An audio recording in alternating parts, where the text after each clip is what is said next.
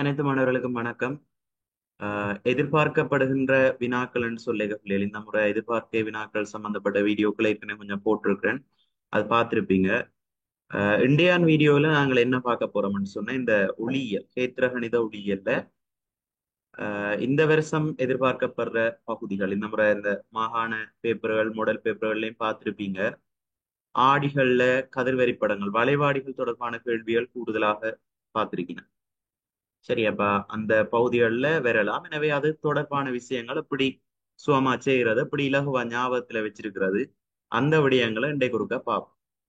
சரி, இதுல எதிர்பார்க்கப்படுற விடயங்கள்னு சொல்லிக்க வளைவாடிகள்ல பின்வருவனவற்றை அடையாளம் காணல். அதாவது வளைவாடின முனைவு, வளைவு மையம், குவியம், முதன்மை அச்சு, அது தொடர்பான விஷயங்கள் பார்ப்போம். மற்றது குழிவாடி குவிவாடியில தோன்ற கதிர்வரி படம். சரியா? அடுத்தது வளைவாடி பயன்படுகிற சந்தர்ப்பங்கள் இவ்வளவும் எதிர்பார்க்கப்படுகின்ற பகுதிகளாக இருக்குது. அப்ப இது தொடர்பான விஷயங்களை நாங்கள் இன்றைக்கு ஒருக்கா பார்ப்போம். சரி, ஒருக்கா தியரி வைஸா பார்த்துட்டு கதிர்வரி படங்கள் வந்தா மற்றது அந்த ஒரு சந்தர்ப்பங்கள்லையும் தோன்ற பிம்பங்கள் இருக்கு தானே பிள்ளைகள். இப்ப ஒரு பொருளை நாங்கள் முடிவிலி தூரத்துல வைக்க, வளைய மையத்துக்கு அப்பால் வைக்க, வளைய மையத்துல வைக்க பிம்பங்கள் எப்படி உருவாகும், அதை எப்படி ஈஸியா ஞாபகத்துல வச்சிருக்கிறது, அதையும் வில்லைகளையும் ஒன்றோடு ஒன்று தொடர்படுத்தி எப்படி ஈஸியா ஞாபகத்துல வச்சிருக்கிறது, அந்த விடயங்களை நான் உங்களுக்கு இப்ப சொன்னேன்னு சொன்னா பிரயோசனமாக இருக்கும். அதுதான் இன்றைக்கு நாங்கள் பார்க்க போறோம். முழுமையாக நீங்கள் வீடியோ பார்க்கக்குள்ள எல்லா விஷயங்களையும் நீங்கள் விளங்கிக் கொள்ளக்கூடிய மாதிரி இருக்கு. இது ஒரு சின்ன விஷயம் தான், வளைவாடி தொடர்பான ஒரு தியரி. அடுத்து ஈஸியா நாங்க ஞாபகம் வச்சிருக்கிறதுக்கு என்னென்ன நுட்பங்களை கையாளலாம் என்ற விஷயங்களை மட்டும்தான் இந்த வீடியோல கொடுக்க போறேன். அப்ப முழு வீடியோவை நீங்கள் பார்த்தீங்கன்னு சொன்னா உங்களுக்கு மிகவும் பிரயோசனமாக இருக்கு. ரைட், அப்ப நாங்கள் இப்போ ஒரு விடயங்களாக பார்ப்போம். இதுல இன்றைக்கு நாங்கள் பார்க்க போற பகுதி வளைவாடி. சரி, இன்றைக்கு அதாவது இந்த சந்தர்ப்பத்துல நாங்கள் பார்க்க போறது வளைவாடி. சரியா, வளைவாடிகள்னு சொன்னா தெரிபேர் தெரிபரப்பு வளைவாக இருக்கும், அதுதான் நாங்கள் வளைவாடிகள்னு சொல்லுவோம்.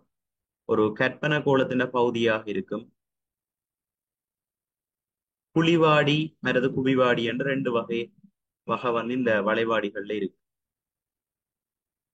சரி, இது பாருங்க, இது குழிவாடின்னு சொல்லுவோம். இதுதான் தெரிமேற்பரப்புன்னு சொல்றது. இந்த தெரிமேற்பரப்பு கற்பனை கோலத்தின மையத்தை நோக்கி காணப்பட்ட அது குழிவாடி. தெரிமேற்பரப்பு கற்பனை கோலத்தின மையத்தில இருந்து அப்பால காணப்பட்ட அது குவிவாடின்னு சொல்லுவோம். சரியா, திரைக்குள்ள பாத்தீங்கன்னு சொன்னா இது குழிவாடி. வெளிப்புறம் ரசம் பூசப்பட்டிருக்கு, உள்பக்கம் இந்த மேற்பரப்பு தெரிமேற்பரப்புன்னு சொல்றது. தெரிமேற்பரப்பு குழிவாக காணப்பட்ட குழிவாடி, தெரிமேற்பரப்பு குவிவாக காணப்பட்ட அதை நாங்கள் குவிவாடி என்று சொல்றோம்.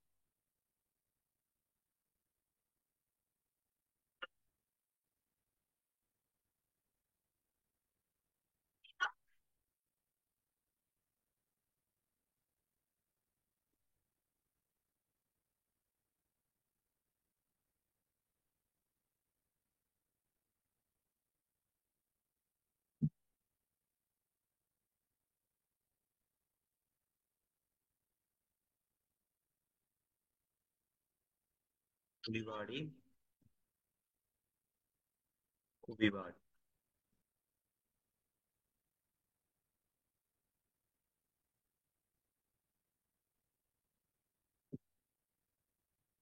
ரைட். இப்ப இந்த கற்பனை கோலத்தின மையத்தை நாங்கள் வளைய மையம் என்று சொல்றோம், சி என்று குறிக்கிற நாங்கள். அது மாதிரி பிள்ளைகள் ஆடி இந்த மைய பகுதியைத்தான் முனைவு என்று சொல்லணும். ஆங்கிலத்துல பி என்று குறிக்கிற நாங்கள். பி என்றா முனைவு, ஆடின்ற மைய பகுதியை முனைவு என்று குறிக்கிற நாங்கள். அந்த கற்பனை கோலத்தின மையத்தை வளைய மையம் என்று காட்டணும்.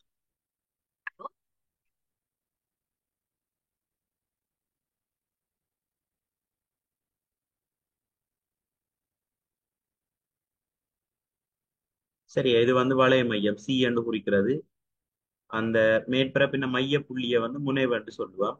முனைவையும் வளைய மையத்தையும் இணைக்கின்ற கோடு, அந்த கற்பனை கோடை முதன்மை அச்சு அல்லது தலைமை அச்சு என்று சொல்லுவோம்.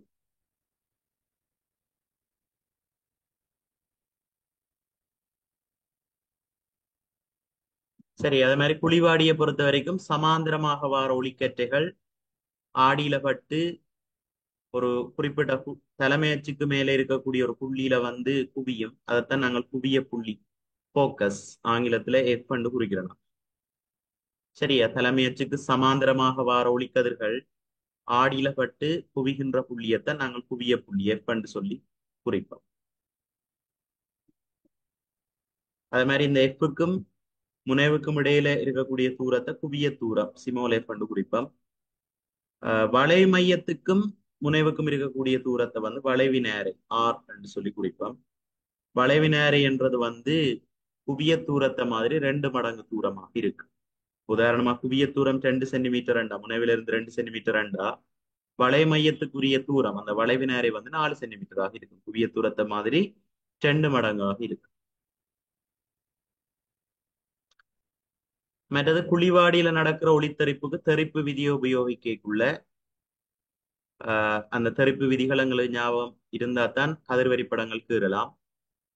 பாருங்கோ, தலைமை அச்சின் வழியே வரக்கூடிய ஒளிக்கதிர்கள் வந்து தெறிப்படைந்து அதே பாதை வழியே திரும்பி போகும். இது ஒரு விதி. இது எல்லா ஆடிகளுக்கும் பொருத்தம். தளவாடியா இருக்கலாம், வளைவாடிகளா இருக்கலாம். அதுல வந்து தலைமையச்சின் வழியே வர்ற அல்லது ஆடிக்கு செங்குத்தா, சரி, ஆடிக்கு செங்குத்தாக படக்கூடிய ஒளிக்கதிர்கள் ஆடியில பட்டு அதே திசையில திரும்பிச்சோம். அதாவது படுகோணம் தறிகோணம் எல்லாம் பூச்சியமா இருக்கு. சரி, ஏதோ ஒரு விதி. அடுத்து தலைமையச்சுக்கு சமாந்தரமாக வரும் ஒளிக்கதிர்கள் ஆடியில பட்டு தெறித்து குவியத்தினூடு செல்லும். இதுல பாருங்க, இதுதான் தலைமையச்சு. தலைமையச்சுக்கு சமாந்தரமாக இந்த ஒளிக்கதிர் வருது, இது ஆடியில பட்டு குவியத்தினூடாக போகும். அதே மாதிரி இதுக்கு மறுதலையும் பார்க்கலாம். மறுதலையுண்டா குவியத்தினூடாக அனுப்பப்படுற ஒளிக்கதிர், சரியா, தலைமையச்சு இந்த ஆடியில பட்டு தலைமையச்சுக்கு சமாந்தரமாக திரைப்படை இவற்றை மறுதல். பாருங்க, இதுல இந்த ஒளிக்கதிர் பாருங்க, இந்த படுகதிர் குவியத்தினூடாக அனுப்பப்படுது, இது ஆடியில பட்டு தலைமையச்சுக்கு சமாந்தரமாக திரைப்படை.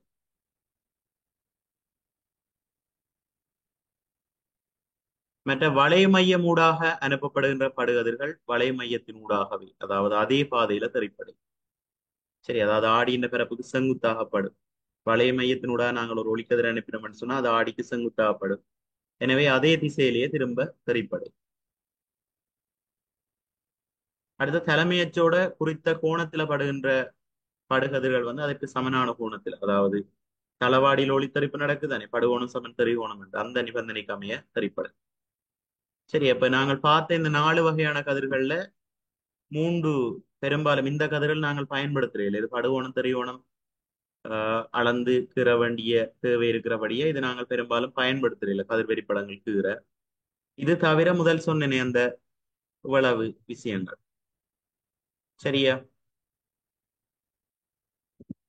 இத இதுகள் தான் கூடுதலாக நாங்கள் கதிர்வெறி படங்கள் வரையக்குள்ள பயன்படுத்துவோம். தலைமையச்சுக்கு சமாந்தரமா வாரது ஆடியில பட்டு குவியத்தினூடா போகும். அடுத்த இது நம்ம மறுதலை, குவியத்தினூடா அனுப்பப்படுற ஒளிக்கதிர் ஆடியில பட்டு தலைமையச்சுக்கு சமாந்தரமாக திரைப்படையும். அடுத்த வலை மையத்தினூடா அனுப்பப்படுற ஒளிக்கதிர் ஆடியில பட்டு அதே திசையில திரைப்படும். சரி, அப்ப இந்த 3 கதிர்களும் தான் பெரும்பாலும் நாங்கள் பாவிக்கிறோம். நாங்கள் கதிர்வெறி படங்கள் வரையும். நீங்களும் அதுகளை பாவிச்சு கொள்ளும்.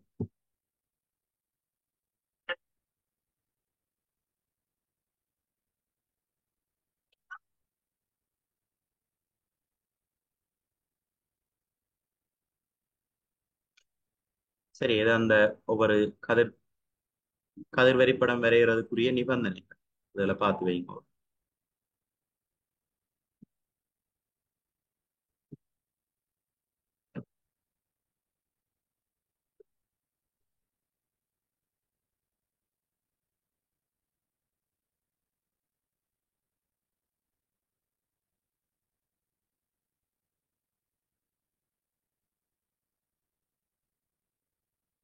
ரைட்,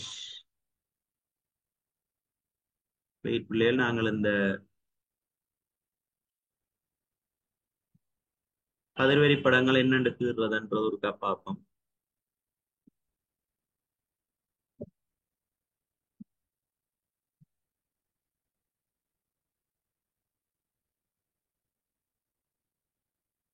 ரைட், இப்ப உங்களுக்கு கதிர்வெறி படம் என்னென்று ஈஸியா நாங்கள் வரைகிறதுன்றத சொல்லித்தாரேன். கதிர்வெறி படங்கள் வரையக்குள்ள பிள்ளைகள் இப்ப வந்து உதாரணமா குழிவாடியில நாங்கள் ஒரு உதாரணத்தை எடுப்போமே. சும்மா ஒரு உதாரணத்துக்கு சொல்றேன்.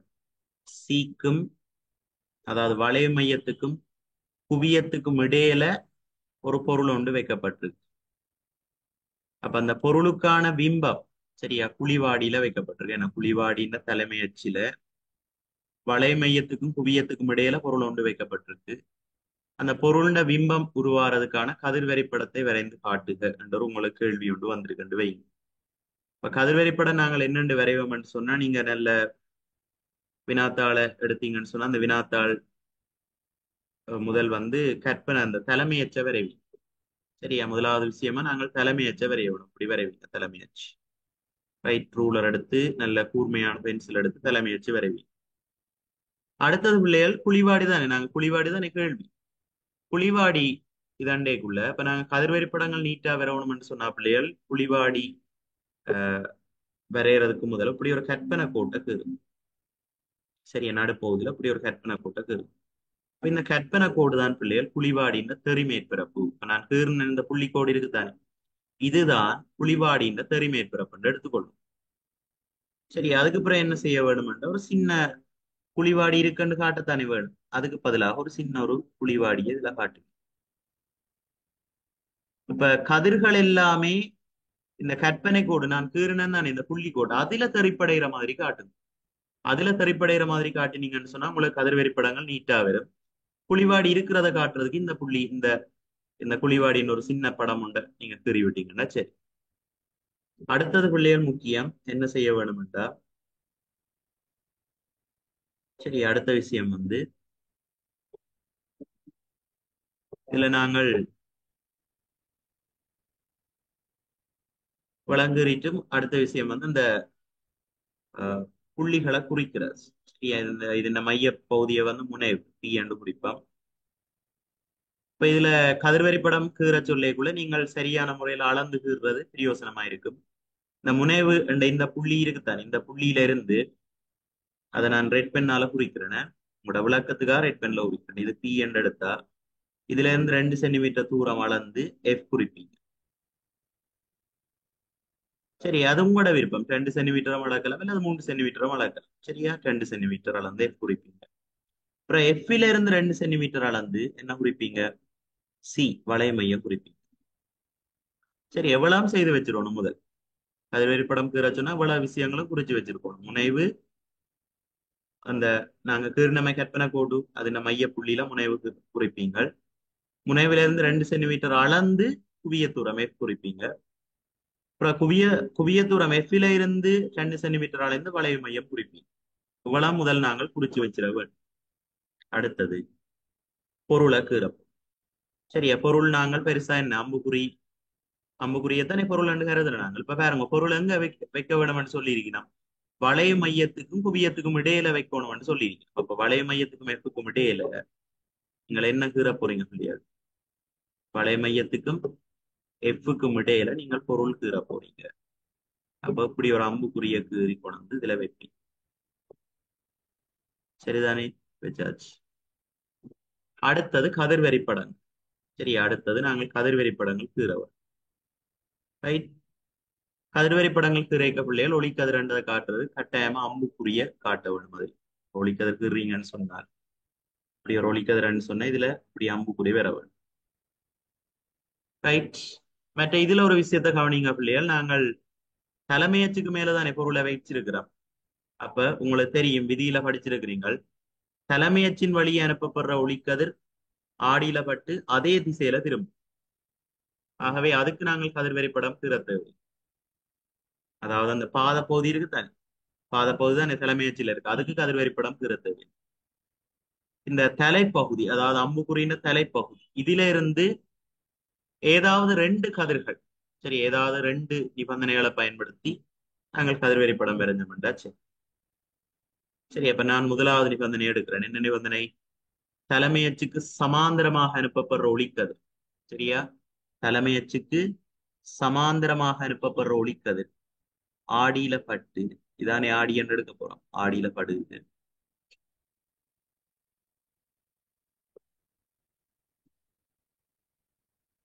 சரியா, தலைமையச்சுக்கு சமாந்தரமா வார ஒளிக்கதிர் ஆடியில பட்டு எதனூடாக போகும், குவியத்தினூடாக போகும். சரிதானே, குவியத்தினூடாக போகும். அதை கீறுவீங்க. கீரைக்குள்ள ரூலர் வச்சு வடிவா கீறுனீங்கன்னா, நீட்டா கீறுனீங்கன்னு சொன்னா சரி புள்ளியா.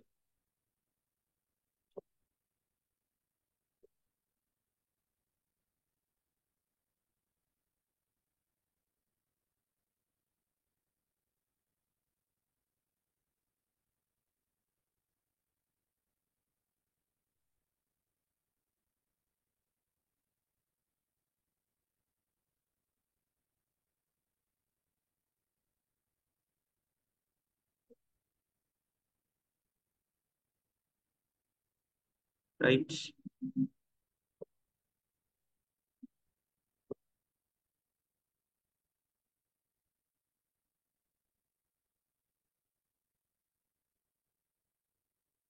சரி, எஃப் என்ற இந்த முனைவினூடா போகக்கூடிய மாதிரி நீங்க கீறுவீங்க. கீறிட்டு கட்டாயமா அம்புக்குறி குறிக்கணும். இது படுகதிர், இது தறிகதிர். சரியா, தலைமையச்சுக்கு சமாந்திரமா வாரது ஆடியில பட்டு என்ன குவியத்தினூடா போகும். அந்த கதிர் எடுத்திருக்கேன். இரண்டாவது கதிர் பிள்ளைகள், குவியத்தினூடாக அனுப்பப்படுற ஒளிக்கதிர் வந்து ஆடியில பட்டு தரிப்படைஞ்சு தலைமையச்சுக்கு சமாந்திரமா முறியுமான்னு படிச்சிருக்கிற அந்த கதிரையும் பயன்படுத்த. சரியா, குவியத்தினூடா அம்புக்குறியின் அந்த பொருளின் தலைப்பகுதியில இருந்து குவியத்தினூடாக ஆடிய நோக்கி ஒரு ஒளிக்கதிரை அனுப்பும். சரியா, அனுப்பிட்டோம். இது படுகதிர். அடுத்து இதுக்குரிய தெரிகதிர் என்னண்டு வரும். தலைமையச்சுக்கு குவியத்தினூடாக நாங்கள் ஒரு ஒளிக்கதிரை அனுப்பினோம்னு சொன்னா அது ஆடியில பட்டு தரிப்படைஞ்சு தலைமையச்சுக்கு சமாந்திரமாக தரிப்படை.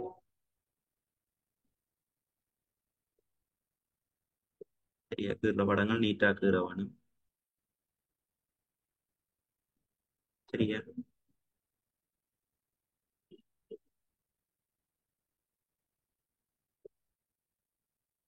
ரைட். இப்ப இதுல இது படுகதிர், இது தெரிகதிர். இப்ப ரெண்டு தெரிகதிர்களும் எந்த புள்ளியில சந்திக்குதோ. சரியா, ரெண்டு தெரிகதிர்களும் எது ரெண்டு தெரிகதிர், இது ஒரு தெரிகதிர், இது ஒரு தெரிகதிர். இது ரெண்டு தானே தெரிகதிர் புள்ளியர். இது ஒன்று, இது ஒன்று. இந்த ரெண்டு கதிர்களும் சந்திக்கிற புள்ளியில எங்களுக்கு பிம்பம் உருவாகும். அதாவது தலையில இருந்து தானே பிம்பம் வலிக்கிட்டது.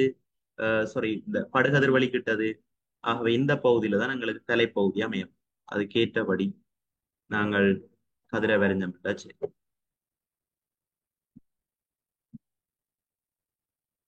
சரி, அதாவது தலைகீழா வரும். என்ன தலைப்பகுதியில இருந்து தானே ஆரம்பிக்கும். இப்ப அந்த ரெண்டு கதிர்களும் சந்திக்கிற இடத்துல எங்களுக்கு தலை தான் வரும்.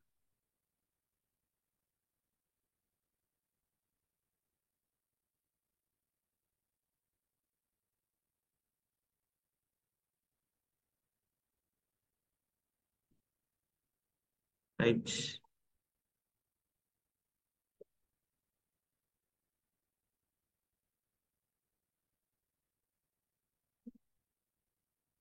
சரிதானே பிள்ளையர். அப்ப இது வந்து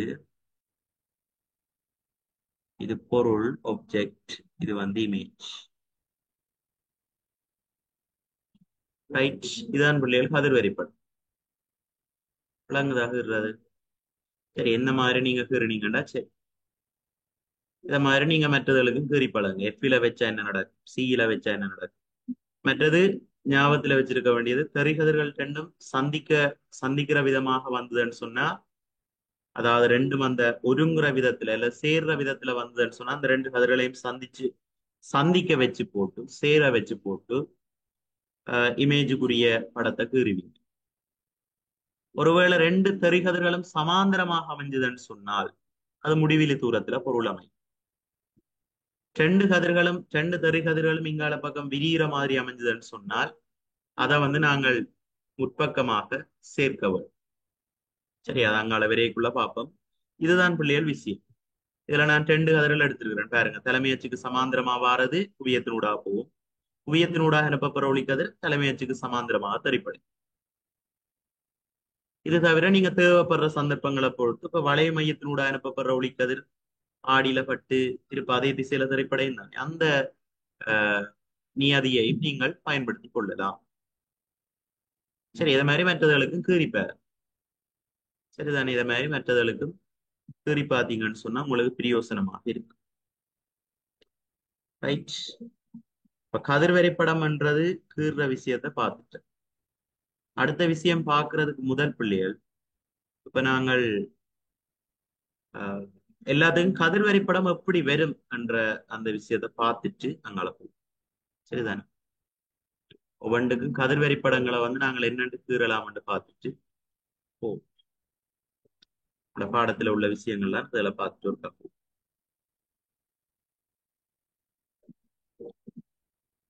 ரைட். குழிவாடியில் ஒரு வார விதிகள்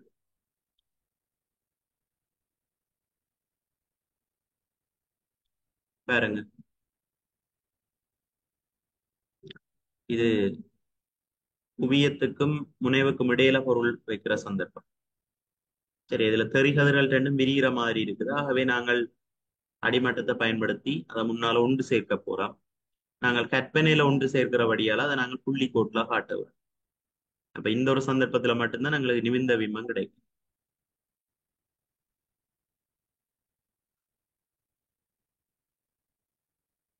சரி, அது மாதிரி குவிய தூரத்துல வைக்கக்குள்ள பாருங்க, தெரிகதிர்கள் வந்து சமாந்தரமாகவே அமையும். சமாந்தரமா அமைஞ்சதுன்னு சொன்னா அதன் கருத்து பிம்பம் வந்து முடிவிலி தூரத்தில் அமைய போகுதுன்றது கருத்து.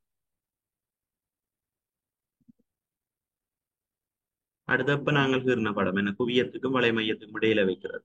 நான் உங்களுக்கு கீறி காட்டைக்குள்ள தலைமையச்சுக்கு சமாந்தரமாக வாரது ஆடியில பட்டு திரைப்படைஞ்சு குவியத்தினூடாக போகும், அல்லது குவியத்தினூடாக போறத கீறினார். இங்க பாருங்க, வலை மையத்தினூடாக அனுப்பப்படுற ஒளிக்கதிர் கீறியிருக்கு. சரியா? வலை மையத்தினூடாக அனுப்பப்படுற ஒளிக்கதிர் ஆடியில பட்டு அதே திசையில திரைப்படும்.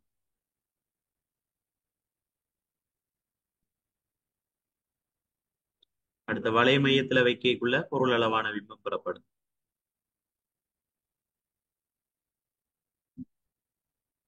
ரைட்.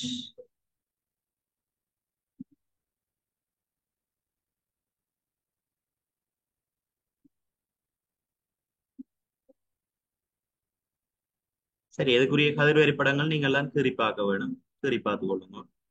அடுத்தது பிள்ளைகள் நாங்கள் ஈஸியா அப்படி ஞாபகம் வச்சிருக்கிறதுன்றது ஒரு டெக்னிக்கா பார்ப்போம். சரியா? இப்ப வந்து நான் பொருள்.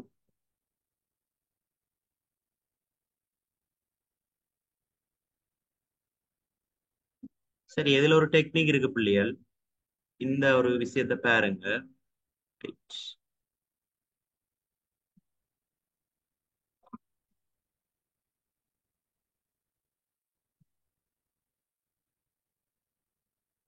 ரைட். இங்க பாருங்க, இது ஒரு குழிவாடி. இந்த ஃபோக்கஸ் இருக்கு பாருங்க, இதான் வளைய மையம். சரி, இது வளைய மையம். அது மாதிரி இது வந்து சாரி, ஃபோக்கஸ்ன்றது என்ன, குவியம். அது மாதிரி சிஎன் இருக்கு பாருங்க, இது வந்து வளைய மையம். இப்ப நான் முடிவிலி தூரத்துல இருந்து பொருளை ஆடிய நோக்கி கொண்டு வர போறேன். அப்ப பிம்பம் எப்படி வருதுன்றதை பார்ப்போமா? பார்ப்போம். முதலாவது முடிவிலி தூரத்துல நான் பொருளை வச்சிருக்கேக்குள்ள, முடிவிலி தூரம்ன்றதுக்குள்ளே தொலை தூரத்துல எனக்கு பொருள் இருக்கேக்குள்ள, இப்ப உங்களுக்கு சாதாரணமா தெரியும், முடிவிலி தூரம் மிக தொலைவில் இருந்து எங்களுக்கு ஒளிக்கதிர் வருதுன்னு சொன்னா அந்த ஒளிக்கதிர்கள் வந்து சமாந்தரமாக வரும். சமாந்தரமாக வார ஒளிக்கதிர்கள் ஆடியில பட்டா எங்க விழும்? குவியத்துல தானே விழும். தலைமையச்சுக்கு சமாந்தரமாக வார ஒளிக்கதிர்கள் ஆடியில பட்டா தலைமையச்சின் மீது இருக்கக்கூடிய அந்த குவியத்துல விழும். அல்லது தங்களுக்குள்ள, இப்ப தலைமையச்சுக்கு சமாந்தரம் இல்லாம தங்களுக்குள்ள சமாந்தரமா வரக்கூடிய ஒளிக்கதிர்களும் ஆடியில பட்டா குவியம் இருக்கக்கூடிய அந்த குவிய புள்ளிக்கு மேலேயோ கீழேயோ தான் குவியக்கூடிய மாதிரி இருக்கு.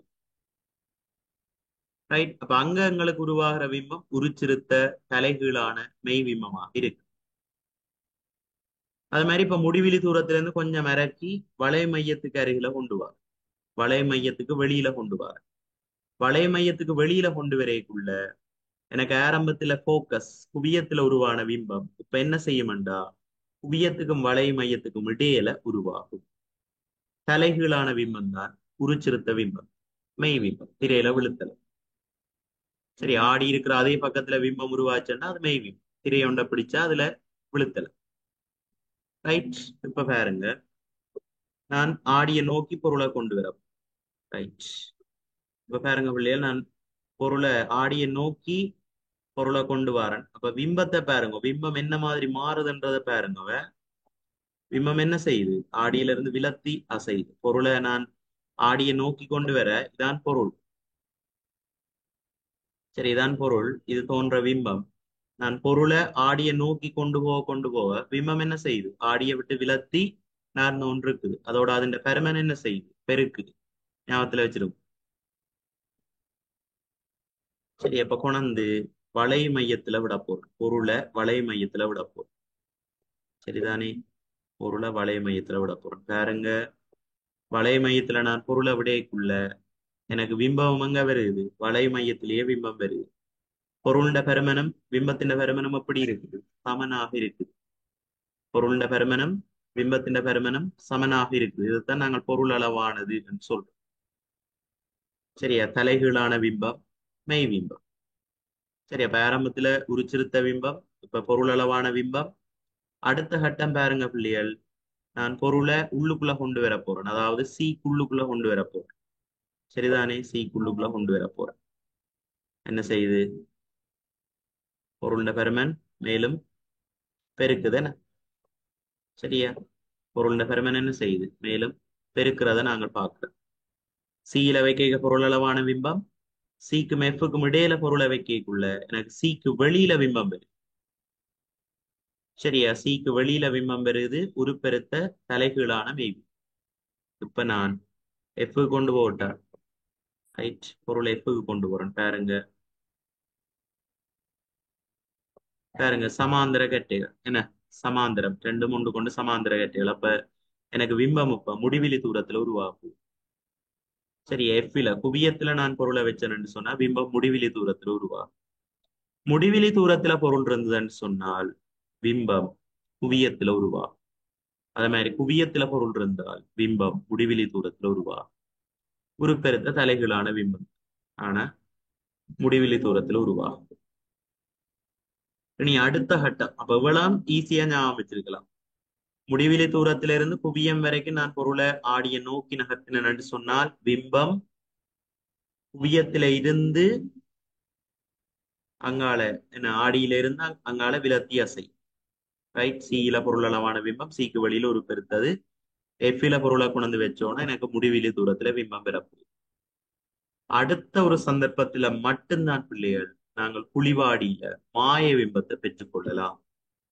சரி, அதாவது எஃப்ல இருக்கக்கூடிய பொருளை இப்ப நான் என்ன செய்ய போறேன்? கொண்டு வர போறேன்.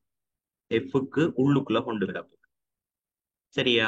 ஆடிக்கும் எஃப்க்கும் இடையில, ஆடிக்கும் குவியத்துக்கும் இடையில நான் பொருளை கொண்டு வர போறேன்.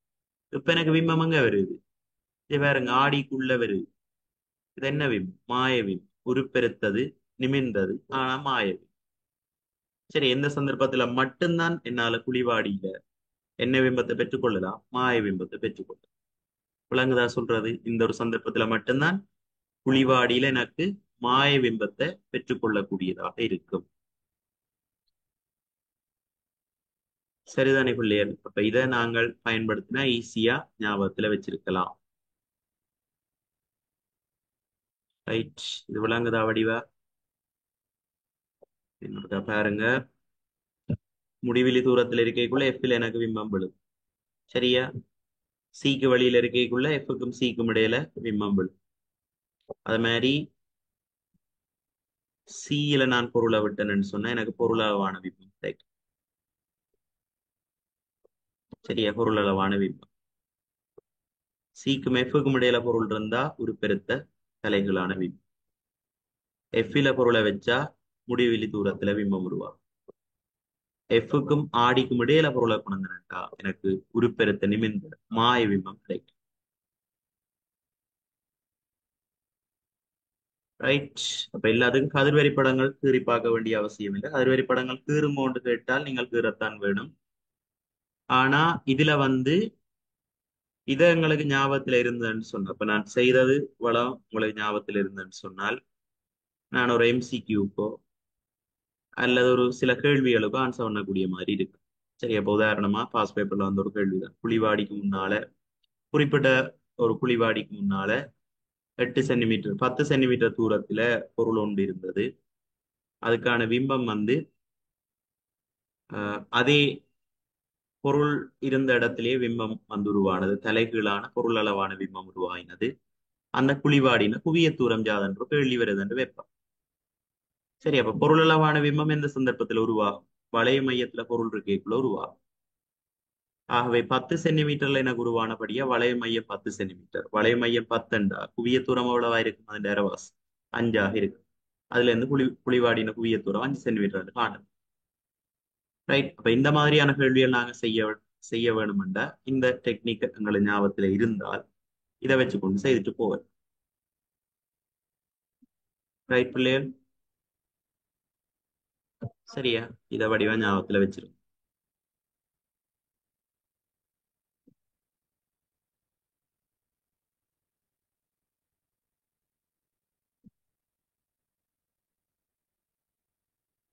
அடுத்த வழியில் நாங்கள் கொஞ்சம்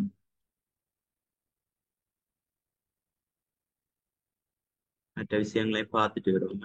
Wait.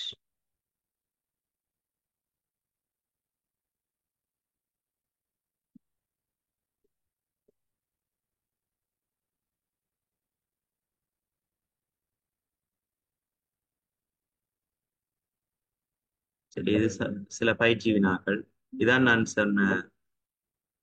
இது அடுத்த கேள்வி. இன்னொரு கேள்வி இதை பாருங்க. ஒரு ஆடியின் குவிய தூரம் 30 சென்டிமீட்டரா. அந்த ஆடியின் தலைமையச்சு மீது ஒரு பொருளை வைக்கும் போது ஆடியின் மூலம் உண்டாக்கப்படும் பிம்பம் மெய் பிம்பமாக இருக்கும். அதேவேளை அதன் பருமன் பொருளின் பருமனுக்கு சமன். ஆடியிலிருந்து பொருளுக்குள்ள தூரம் ஜார். சரி, ஆடின குவிய தூரம் 30 சென்டிமீட்டர். ஒரு இடத்துல பொருளை வைக்கக்குள்ள மெய் பிம்பம் உருவாகுதான். അതിന്റെ പെരുമൻ அந்த பிம்பத்தின் பெருமன் பொருளின் பெருமனுக்கு சமன். அப்ப ஆடியில இருந்து பொருளுக்குள்ள தூ. அப்ப எப்ப பொருளின் பெருமனும் பிம்பத்தின் பெருமனும் சமனா இருக்கும்? குவிய வளைய மையத்துல பொருள் இருக்கக்குள்ளதான் பிம்பத்தின் பெருமனும் பொருளின் பெருமனும் சமனா இருக்கு. இங்க குவிய தூரம் 30 சென்டிமீட்டர் தெரியும். ஆகவே வளைய மையம் எவ்வளவு ஆயிருக்கும்? இது டபுள் மடங்கு 60 சென்டிமீட்டர் ஆயிருக்கு. சரி, அப்ப தெரிவு செய்வீங்களா? 60. ரைட். இப்படிதான் கேள்விகள் செய்யுங்க. அடுத்து இங்க பொருளிலிருந்து வருகின்ற கதிர் ஏ ஆனது பயணம் செய்யக்கூடிய சரியான பாதை. இது நாங்கள் பார்த்த கதிர் அந்த விதிகள். பாருங்க, ஏ என்றது எப்படி போகுது? தலைமையச்சுக்கு சமாந்தரமாகப்படுது. இப்ப தலைமையச்சுக்கு சமாந்தரமாகப்பட்ட ஒரு ஒளிக்கதிர் ஆடியில பட்டு எதனூடா பயணம் செய்ய வேண்டும்? குவியத்தினூடா பயணம் செய்ய வேண்டும். சரி, அப்ப இது சரியான பாதையா இருக்கு. சரி, குவியத்தினூடா பயணம் செய்யற ஒரே ஒரு பாதை செட் தான் இங்க இருக்கு. செட் தான் சரி. அது மாதிரி தளவாடியின் மீது செங்குத்தாப்படும் ஒளிக்கதிரின் பாதையை காட்டும் சரியான படம். தளவாடி மட்டும் இல்ல, வளைவாடிகள் எந்த ஆடி எடுத்தாலும் அதுக்கு செங்குத்தாப்படுற ஒளிக்கதிர் வந்து அதே திசையில திரும்பிச்சு. ரைட். செங்குத்தாப்படுற ஒளிக்கதிர் அதே திசையில திரும்பிச்சு. இதுக்கு சரியான படம் 3. அடுத்த குழிவாடியில பிம்பம் தோன்ற முறைகள்ல பிழையான பாருங்க. இதுவும் இப்ப நான் சொல்லி தந்த அந்த டெக்னிக்கை வச்சு கண்டுபிடிக்கலாம். வளைய மையத்துல பொருள் இருக்கேக்குள்ள பிம்பமும் வளைய மையத்துல தோன்றும். அப்ப இந்த படம் சரி. ஒவ்வொன்று குறிச்சது ஒப்ஜெக்ட் பொருள். சரியா? வளைய மையத்துக்கும் குவியத்துக்கும் இடையில பொருள் இருக்கேக்குள்ள எனக்கு வளைய மையத்துக்கு அப்பால் ஒரு பெருத்த தலைகீழான மெய் பிம்பம் கிடைக்கும். அப்ப இதுவும் சரி. இங்க பாருங்க, குவியத்துக்கு உள்ளுக்குள்ள பொருள் இருக்கு. ஆனா இங்க பிம்பம் தோன்றுது பாருங்க, குவியத்துக்கும் வளைய மையத்துக்கும் இடையில தோன்ற மாதிரி காட்டியிருக்கேன். இதுதான் பிழை. குவியத்துக்குள்ள பொருள் இருந்தா இப்படி பிம்பம் தோன்ற வேணும். மாய பிம்பம் ஆடிக்குள்ள தோன்ற மாதிரி இருக்கும். மாய பிம்பம் எனக்கு ஒரு பெருத்து நிமிந்த மாய பிம்பம். எனவே இதுல தவறானது 3. ரைட். எப்போதும் மாய பிம்பத்தை தோற்றுவிக்கும் ஆடி அல்லது ஆடிகளை குறிக்கும் விடை. இந்த ஆடிகள்ல தளவாடிகள்ல இப்போ மாய பிம்பம் கிடைக்கும். அதே மாதிரி குவிவாடியில எப்போ மாய பிம்பம். அதாவது குவிவாடியை பொறுத்த வரைக்கும் பொருளை நாங்கள் எங்க வச்சாலும் எங்களுக்கு தோன்ற போறது ஒரு பெருத்த ஒரு சிறுத்த நிமிர்ந்த மாயவிமம் தான் கிடைக்கும். ஒரு சிறுத்த நிமிர்ந்த மாயவிமம் தான் கிடைக்கும். அதெல்லாம் வாகனங்கள்ட பக்க ஆடிகளாக குவிவாடியை நாங்க தெரிவு செய்யும். சரி, மற்றது குழிவாடி ஒண்ணுன்னா குவிய தூரத்தை காணும்.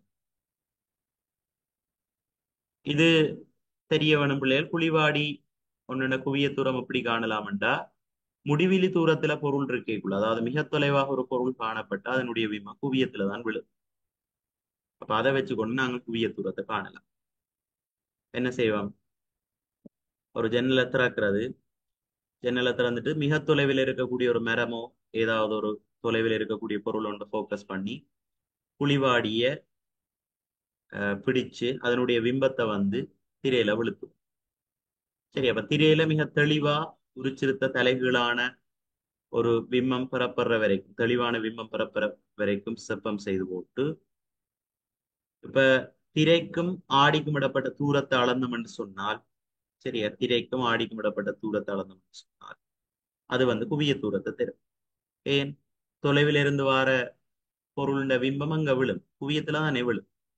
அப்ப திரை, அந்த பொருள் விழுகிற அந்த திரைக்கும் ஆடிக்கும் இடப்பட்ட தூரத்தை அளந்தோம்டா அது என்ன தூரத்தை தரும்? குவிய தூரத்தை தரும். அதை வச்சுக்கொண்டு கண்டுபிடிக்கலாம்.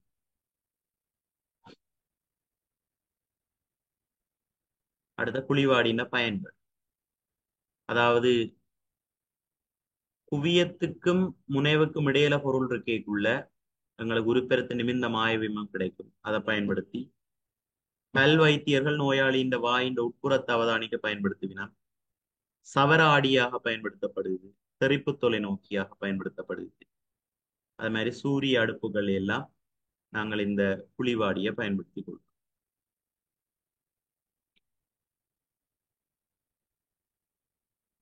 அது மாதிரி இந்த டோர்ச் லைட் அதுகள் எல்லாத்திலையும் குழிவாடி தான் பயன்படுத்துறது. சிறு ஒளி முதல்ல இருந்து வார வெளிச்சம் பரந்தளவு தூரத்துக்கு போகும்.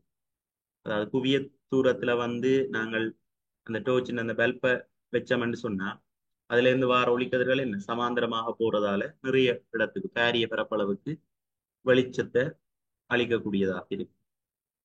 இவ்வளவு குழிவாடின பயன்.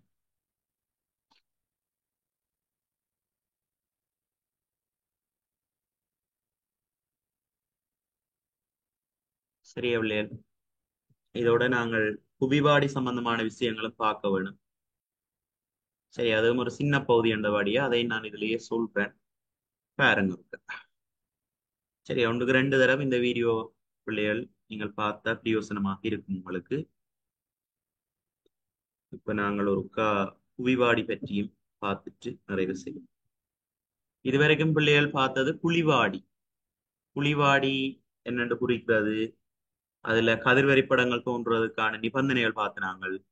கதிர்வரிப்படங்கள் என்னென்று வரைகிறதுன்னு பார்த்தினாங்க. அடுத்த வேற வேற தூரங்கள்ல பொருள் வைக்கப்படைக்குள்ள எங்களுக்கு பிம்பங்கள் எங்க உருவாகும், அதை எப்படி ஈஸியா ஞாபகத்துல வச்சிருக்கலாம் என்ற விஷயங்கள் பார்த்தினாங்க. இப்ப நாங்கள் பார்க்க போறது குவிவாடி. இது இந்த தெரிபரப்பு கோளத்தின மையத்துக்கு வெளிப்புறமாக இருக்கு. சரி, அப்படித்தான் ஒரு குவிவாடி ஒன்று அமைப்பு இருக்கு. சரியா, இங்க வளைய மையம், வளைய மையத்துக்கு வெளிப்புறமாகத்தான் தெரிமேற்பரப்பு இருக்கு. சரி, எங்கேயும் அந்த மேற்பரப்பின மைய புள்ளிய முனைவண்டுதான் சொல்ல போறோம். இது வளைய மையம், இது 2 முனைக்கிற கூட தலைமையச்சன்னு சொல்லும்.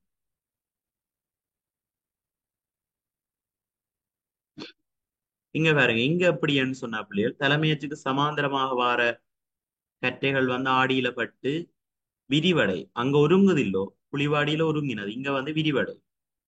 அப்ப விரிவடைறது எப்படி விரிவடையும்னு சொன்னா ஆடிக்குள்ள இருக்கக்கூடிய ஒரு புள்ளியில இருந்து அந்த ஒளிக்கதிர்கள் விரிவடைகிற மாதிரி எங்களோட கண்ணுக்கு தெரியும். அப்ப ஒரு கற்பனை, என்ன கற்பனை என்றபடியா நாங்க இங்க புள்ளி கோட்டால காட்டியிருக்கோம். சரி, அப்ப இந்த இடத்துல இதான் குவியம். சரி, இதான் குவியமா இருக்கு.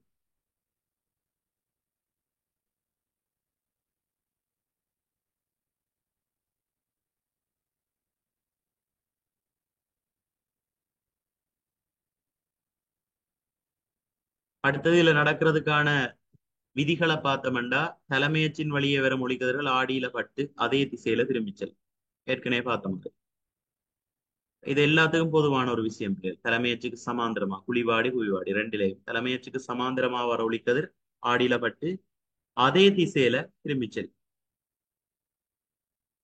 அடுத்த விதி பாருங்க, குவியத்தை நோக்கி வரும் ஒளிக்கதிர்கள் திரைப்படைந்து தலைமையச்சுக்கு சமாந்திரமாக செல்லும். பாருங்க, இந்த ஒளிக்கதிர் எப்படி வருது, குவியத்தை நோக்கி வருது. சரி, இங்கதான் குவியம் குறிப்போம். ரைட், உள்பக்கமா தான் குவியம் குறிப்போம். குழிவாடிக்கு மாறி இங்க மாய குவியம் தோன்ற மாதிரி தானே தெரியும். அப்ப இது மாய குவியம்னு சொல்றது. அப்ப இந்த குவியத்தை நோக்கி ஒரு ஒளிக்கதிரை நாங்க செலுத்தினோம்னு சொன்னால் அது ஆடியில பட்டு தலைமையச்சுக்கு சமாந்தரமாக திரைப்படை. இது 2வது விதி. அடுத்த தலைமையச்சுக்கு சமாந்தரமாக வரும் ஒளிக்கதிர்கள் ஆடியில பட்டு குவியத்திலிருந்து வருவது போன்று தெரியும். சரி, இதுல பாருங்க, தலைமையச்சு தானே தலைமையச்சு. தலைமையச்சுக்கு சமாந்தரமாக அனுப்பப்படுற ஒளிக்கதிர்கள் ஆடியில பட்டு குவியத்திலிருந்து வார மாதிரி திரைப்படம். அடுத்த வளைய மையத்தை நோக்கி வரும் ஒளிக்கதிர்கள் வந்த பாதையிலேயே திரைப்படம். பாருங்க, வளைய மையத்தை நோக்கி வார ஒளிக்கதிர்கள் வந்த பாதையிலேயே திரைப்படம். இதுல எங்காலேயே புள்ளிக்கோட்டால காட்டி இருக்கு நம்ம கற்பனை. சரியா, கற்பனை கோடி இது. புலிவாடியில உண்மை எல்லாம். இங்க கற்பனை, அந்த இடத்துல இருந்து வார மாதிரி தெரியும். அதான் கற்பனை. கற்பனை என்றபடியா தான் புள்ளிக்கோட்டால காட்டி. சரியா, குவிவாடி ஈஸியா ஞாபகம் வச்சிருக்கலாம். புலிவாடி மாதிரி இல்ல. குவிவாடிக்கு முன்னால நாங்கள் எந்த இடத்துல பொருளை வச்சாலும், சரியா, குவிவாடிக்கு முன்னால நாங்கள் எந்த இடத்துல பொருளை வச்சாலும் எங்களுக்கு உரிச்சிருத்த நிமிர்ந்த மாய்விமம் தான் கிடைக்கும். சரியா, இதுக்குரிய கதிர்வரைபடத்தையும் ஒரு கத்திரிக்காடு. சரியா, கதிர்வரைபடங்களை வடிவா பாருங்க பிள்ளைகள். இதுக்குரிய கதிர்வரைபடம். Wait wait wait wait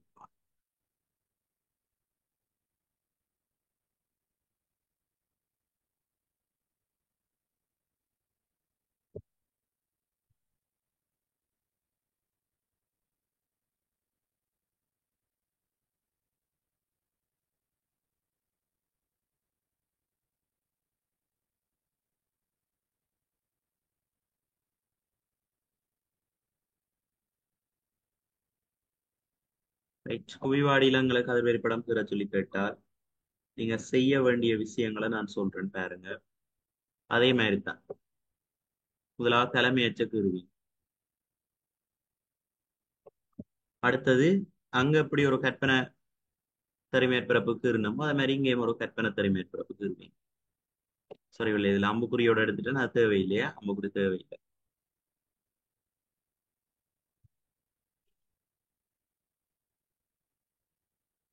right. சரிட்டு இப்ப இங்க உள்ளது குவிவாடி தான். அத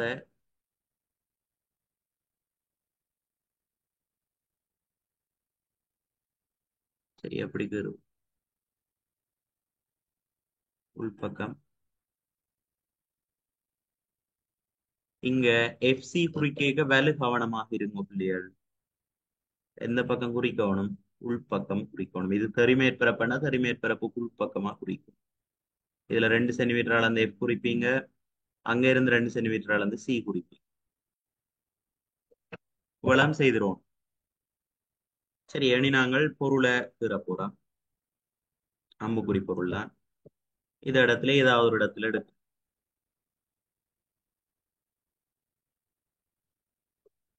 எந்த இடத்துல வைக்கிறேன்? ரைட். இப்ப பாருங்க, நான் ஏதாவது 2 விதிகளை பயன்படுத்துறேன். முதலாவது தலைமையச்சுக்கு சமாந்தரமாக ஒரு ஒளிக்கதிரை அனுப்புறேன். என்ன பார்த்து நாங்கள் தலைமையச்சுக்கு சமாந்தரமாக வார ஒளிக்கதிர் ஆடியில பட்டு எப்படி தரிப்படையும் என்று பார்த்து நாங்கள் குவியத்திலிருந்து வார மாதிரி தரிப்படையும். சரியா, குவியத்திலிருந்து வாரது மாதிரி என்றபடியே கற்பனை தானே. இப்ப இந்த பக்கத்தை நாங்கள் புள்ளி கோட்டால காட்டணும். எப்படி? புள்ளி கோட்டால காட்டவும்.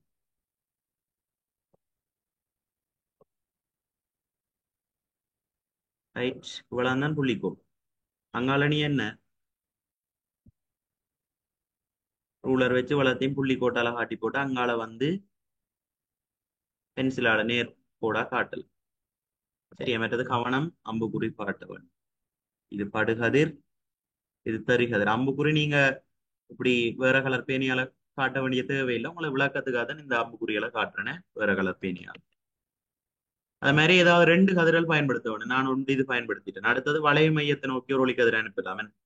வளைய மையத்தை நோக்கி ஒரு ஒளிக்கதிர் அனுப்பினேன்னா என்ன நடக்கும்? பட்டு வளைய மையத்திலிருந்து வார மாதிரி தெரிப்படை. சரி, ஆடியில பட்டு வளைய மையத்திலிருந்து வார மாதிரி தெரிப்படை. அதை நான் பயன்படுத்தேன். சரி, எங்க இருக்கு வளைய மையம்? எனவே நான் இந்த இடம் வரைக்கும் என்ன கீறணும்? நேர்கோடு கீறிட்டு அங்கால புள்ளிக்கோடு தான்.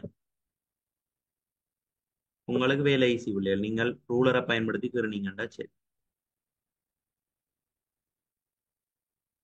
ரைட், கீறியாச்சு. அம்புக்குறி போட வேணும். இது படுகதிர், இது சரிகதிர். இப்ப பாருங்க, இந்த 2 கதிர்கள் இந்த ரெண்டு கற்பனை கோடுகளும் எந்த இடத்துல சந்திக்குது? இந்த இடத்துல தானே சந்திக்குது, இந்த புள்ளியில சந்திக்குது. அப்ப அந்த புள்ளியில எனக்கு பிம்பம் பெறும்.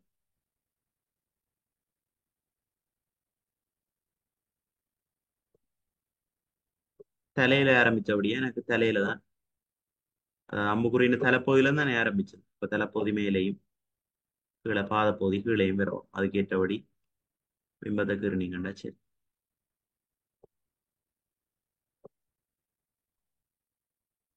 ரைட்.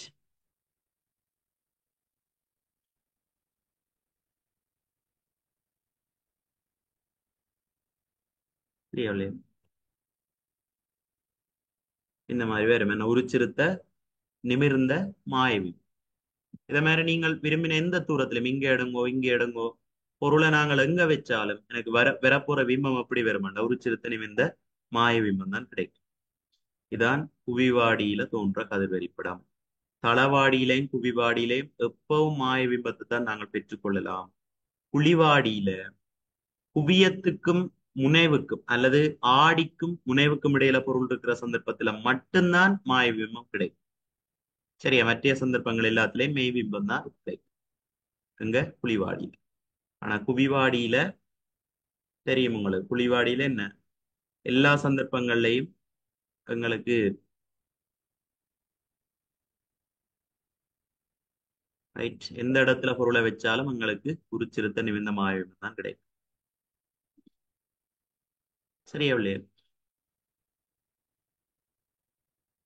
அது மாதிரி பயன்கள் வாகனங்களோட பக்காடி என இன்னுக்கு வர வாகனங்களை சின்னனாக்கி காட்டுறபடியால ஒரு பரந்த பார்வை புல வீச்சு தெரியும். அதன் மூலமா விபத்துக்களை தவிர்க்கலாம். மற்ற அந்த பெரிய பெரிய வீதி வளைவுகள், அதிகமா வீதி விபத்து நடக்கக்கூடிய வீதி வளைவுகள், அதுகள் எல்லாத்தையும் பெரிய குவிவாடி கட்டி இருப்பீங்க, அவதானிச்சிருப்பீங்க. இப்ப அதுகளும் தூரத்துல வார வாகனங்களை பார்த்துங்களை பின்னால வார வாகனங்களை பார்த்து விபத்துக்களை தவிர்க்கிறதுக்கு உதவும். சரியா? பெரிய பெரிய கட்டட பரப்பு அல்லது கடை தொகுதி என்னாவது அவதானிக்கிறதுக்கு, ஒரே நேரத்துல அவதானிக்கிறது எல்லாம் நாங்கள் குவிவாடியை பயன்படுத்தி இருக்கோம். சரியா? இந்த வீதி விபத்துகள்ல இந்த ஆடியைத்தான் பயன்படுத்துறது. வீதி வளைவுகள், பெரிய வீதி வளைவுகள், அது பின்னுக்கு வர வாகனங்களை பார்க்கறதுக்கா. மற்ற இது வாகனங்கள்ட பக்க பார்வையாடு. சரியா? பக்க ஆடு. ஓகே பிள்ளைகள். அப்ப இன்றைக்கு நாங்கள் வளைவாடிகள்ல